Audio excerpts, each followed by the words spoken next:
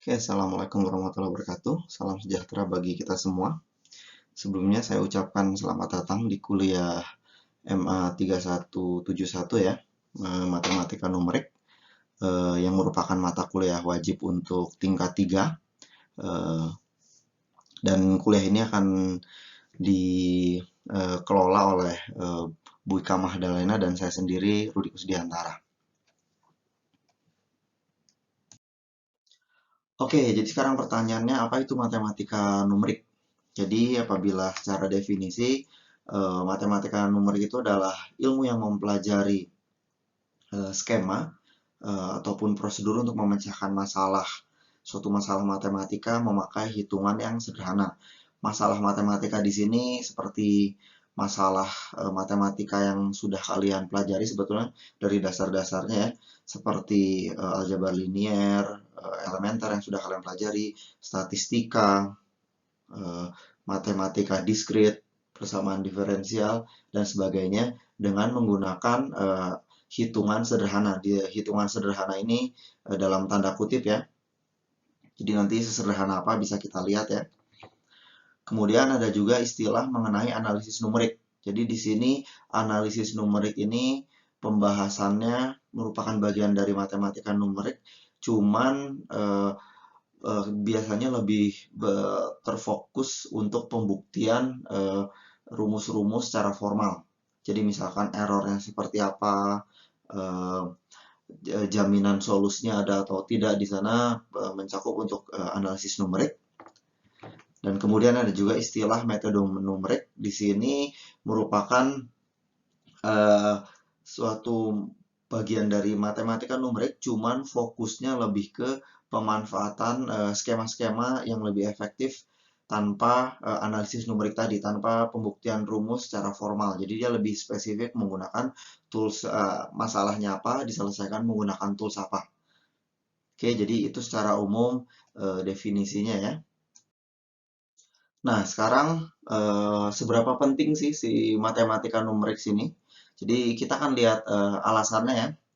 Jadi alasan yang paling simpel adalah jelas permasalahan si matematika tadi tidak bisa diselesaikan secara analitik atau kalian tahu ada solusinya, cuman solusinya tidak bisa kalian selesaikan secara analitik.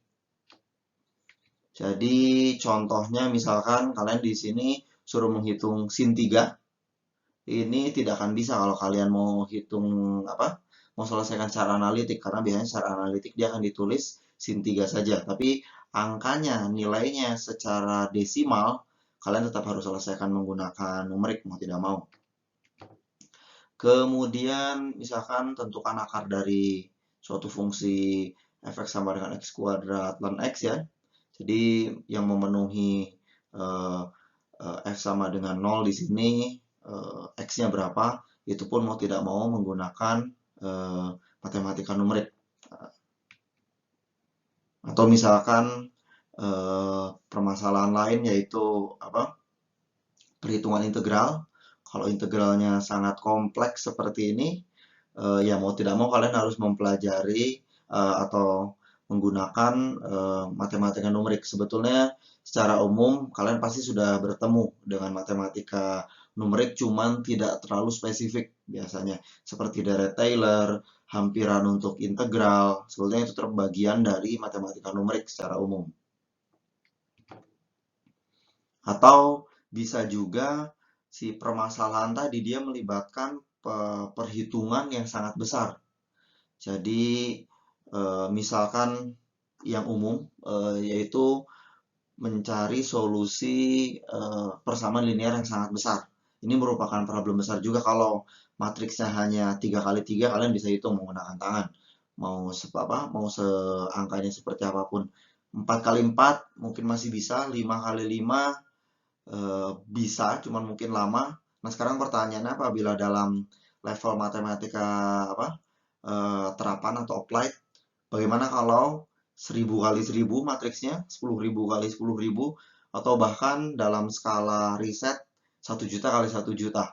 Oke, mau tidak mau Anda harus menggunakan tools numerik di sini. Jadi di sini kasusnya misalkan 50 kali 50 ya. Jadi ada sistem persamaan linear yang ukurannya sangat besar yang perlu kalian selesaikan. Dan juga di sini biasanya kita akan melakukan metode iteratif. Kita akan lihat metode iteratif itu seperti apa untuk menyelesaikan si masalah numerik tadi. Oke, jadi selanjutnya mengenai karakteristik dari metode numerik. Jadi yang pertama dia biasanya mencakup sejumlah besar perhitungan yang memiliki bentuk atau permasalahan serupa. Oke, jadi misalkan spesifik untuk menyelesaikan persamaan linear, spesifik untuk menyelesaikan persamaan diferensial, dan lain-lain. Kemudian biasanya memerlukan alat bantu komputer untuk perhitungannya tadi, atau juga kalkulator bisa digunakan untuk memahami proses perhitungan suatu metode. Jadi ciri khas dari metode numerik ini pasti membutuhkan alat bantu yang secara umum pasti komputer, karena di komputer juga ada kalkulator ya. Cuman si alat bantu ini hanya berupa tools yang bukan black box. Jadi maksudnya black box di sini adalah kalian tidak hanya memasukkan input, kalian ketik angkanya berapa dan keluar hasilnya berapa. Enggak ya, jadi kalian harus memahami juga detail perhitungannya, kenapa metodenya seperti ini, kapan metodenya gagal, kapan metodenya berhasil, seberapa besar errornya segala macam. Jadi kalian harus pahami itu juga ya. Kemudian selanjutnya penyelesaian yang diperoleh itu selalu berupa hampiran. Jadi di sini saya berikan catatan khusus, penyelesaian yang diperoleh ini selalu berupa hampiran. Jadi artinya angka atau nilai yang kalian dapatkan atau simulasi yang kalian dapatkan dari hasil numerik ini, dia bukan hasil analitik, berbeda dengan hasil analitik, tapi hanya berupa hampiran. Tetapi kalian tahu kira-kira ketelitiannya berapa atau jarak dengan hasil analitiknya, errornya maksimum berapa, biasanya itu secara umum. Oke, jadi di sini kalian tidak mendapatkan hasil analitiknya ya. Tolong bedakan dengan solusi analitik atau hasil analitik yang kalian dapatkan.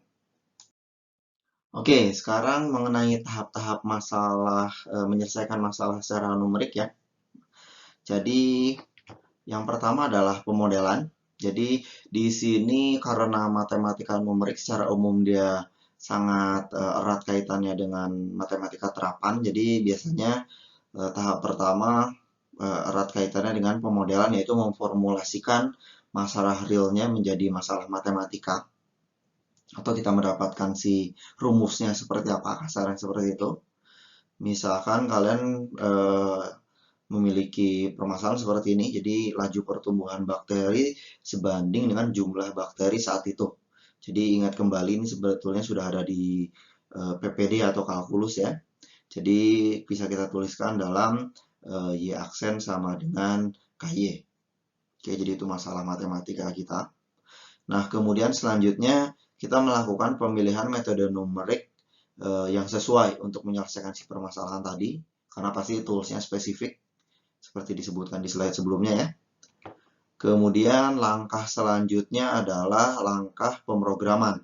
Di sini pemrograman yang dimaksud adalah memulai dari melakukan pembuatan algoritma atau skema perhitungannya seperti apa, dan juga termasuk proses codingnya. Jadi matematika numerik di sini nanti akan erat kaitannya dengan bahasa pemrograman. Oke, jadi kalian setelah membuat algoritmanya, kalian akan tuliskan sih programnya seperti apa. Dan yang terakhir, setelah hasilnya kalian hitung menggunakan si pemrograman tadi ya, terakhir kalian melakukan penafsiran hasil. Jadi hasilnya dikembalikan lagi ke modelnya. Maksudnya dikembalikan lagi ke modelnya adalah ini menginterpretasikan apa dari si hasil tersebut. Oke, kita akan mereview mengenai algoritma ya. Jadi saya yakin kalian sudah familiar karena bertemu di TPB dan tingkat 2 kemarin. Jadi dari definisi algoritma adalah rangkaian berhingga dari langkah-langkah atau prosedur untuk menyelesaikan suatu masalah. Dalam kuliah ini spesifik untuk masalah matematika. Kemudian karakteristik dari suatu algoritma, setiap perintahnya itu harus jelas dan bermakna tunggal, jadi tidak ambigu ya. Kemudian solusi yang dicapai juga haruslah dalam berhingga langkah. Jadi misalkan kalian mau menghitung X menuju tahingga.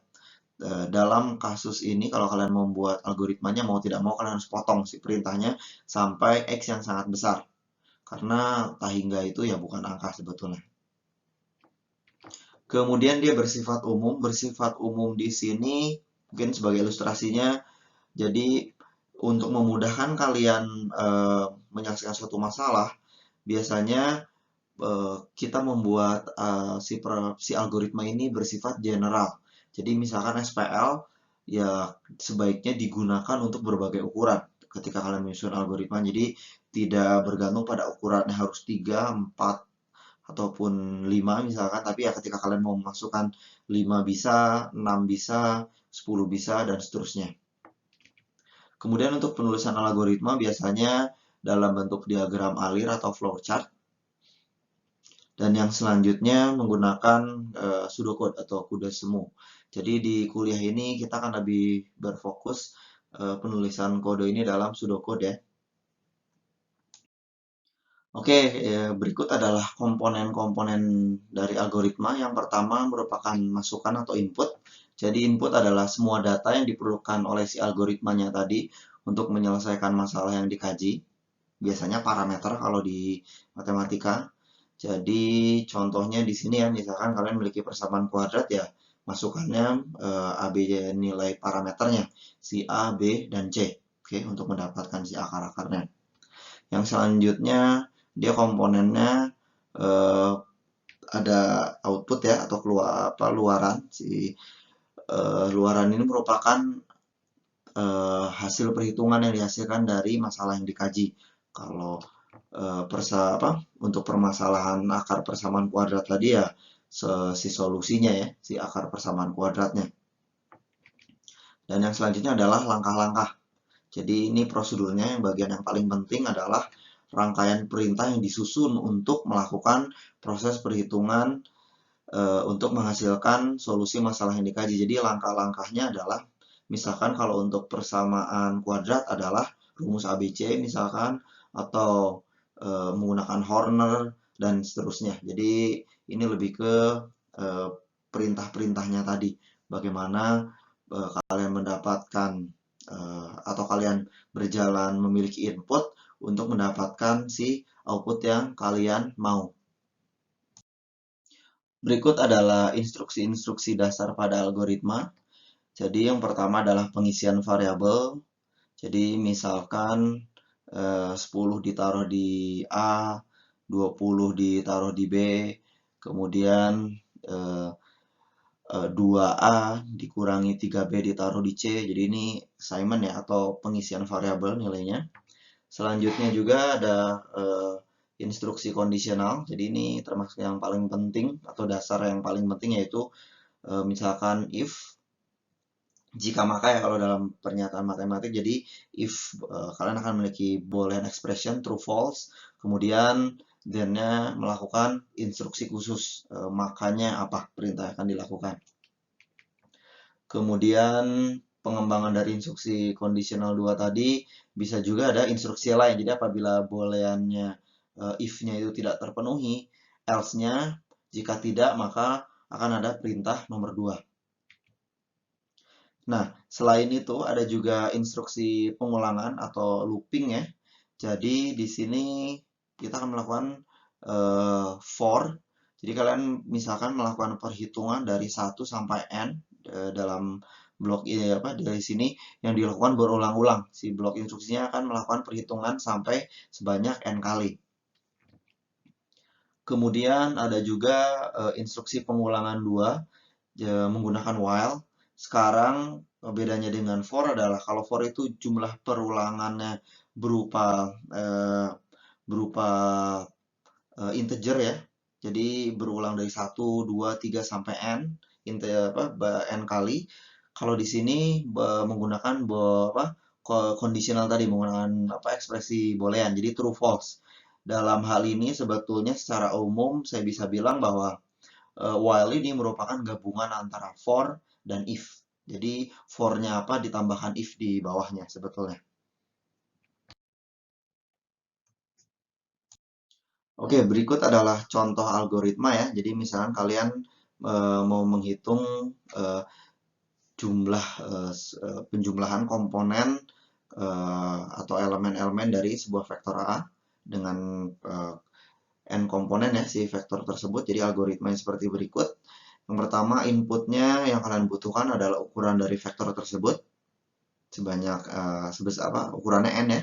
Kemudian kalian juga punya si masing-masing komponennya yaitu A1 sampai AN. Tuliskan dalam AI di sini. Kemudian outputnya dia S merupakan penjumlahan dari A1 sampai AN tadi. Nah, langkah-langkahnya adalah sebagai berikut. Yang pertama, definisikan si jumlahnya itu sama dengan 0. Kemudian untuk I dari 1 sampai N, kita lakukan penjumlahan secara terus-menerus. Jadi si S-nya ini akan diganti oleh S ditambah AI secara terus-menerus ya sampai N. Maka kalian akan mendapatkan nilai S-nya adalah jumlah dari A1 sampai AN. Oke, jadi kalian tuliskan dan setelah itu di stop ya algoritmanya ya. Oke, berikut adalah soal-soal latihan terkait materi algoritma ya. Jadi yang pertama diberikan 3 buah bilangan real ABC buat algoritma untuk menentukan nilai minimum maksimumnya. Oke, ini mudah lah ya. Kemudian nomor 2, misalkan kalian memiliki sebuah segitiga dengan panjang sisi-sisinya ABC. Kemudian bila sisi A ini yang terpanjang, tentukanlah jenis dari segitiga tersebut. Jadi dia segitiga, siku-siku, tumpul atau lancip atau bukan segitiga ya, bisa dari situ. Kemudian buat algoritma untuk menghitung sebuah deret. Jadi misalkan 1 ditambah 2 ditambah 3 dan seterusnya sampai 99. Atau buat juga algoritma untuk menghitung 1 ditambah 2 ditambah 4 tambah 7 tambah 11 dan seterusnya sampai dengan N. Untuk N kurang dari 100 bagaimana? Atau mungkin ini yang lebih menarik lagi, diminta untuk menuliskan algoritma dari barisan Fibonacci. Oke, saya yakin ini tidak terlalu sulit. Atau soal-soal selanjutnya yang lebih menarik menurut saya. Jadi diberikan misalkan bilangan K positif buat algoritma untuk menguji apakah si K ini bilangan prima atau bukan. Oke. Kemudian ada lagi soal misalkan kalian diberikan sebuah vektor integer, jadi komponennya itu integer dengan n elemen, dan sebuah bilangan bulat B buat algoritma untuk mencetak semua nilai I yang bersifat sama dengan AI sama dengan B. Oke, jadi si komponennya mana saja yang sama nilai dengan B. Yang selanjutnya ada juga vektor A dengan ukuran n, komponennya integer, buat algoritma untuk mencetak indeks dari A yang nilai mutlaknya terbesar. Oke. Kemudian soal latihan selanjutnya adalah dengan vektor integer yang sama, buat algoritma untuk mencetak semua elemen yang berbeda dari vektor A. Jadi misalkan di sini ada contoh ini vektor A-nya ya. Jadi outputnya adalah jadi apabila ada yang berulang, dia hanya dituliskan satu kali. Misalkan 15 di sana berulang 2 kali, berarti ini dituliskan 1 kali. 31 di sini ada 2 kali, dituliskan hanya 1 kali. Jadi hanya yang unik saja ya yang dituliskan. Dan yang terakhir adalah misalkan kalian memiliki matriks real dengan ukuran M kali N, buat algoritma untuk menukarkan semua elemen baris kedua dengan baris keempat. Oke, nanti ini hubungannya dengan aljabar linear sebetulnya. Jadi tolong dicoba latihannya ya, karena bisa saja ini keluar di kuis ataupun ujian. Oke, baik kalau begitu untuk kuliah hari ini saya cukupkan sekian. Saya ucapkan terima kasih. Wassalamualaikum warahmatullahi wabarakatuh.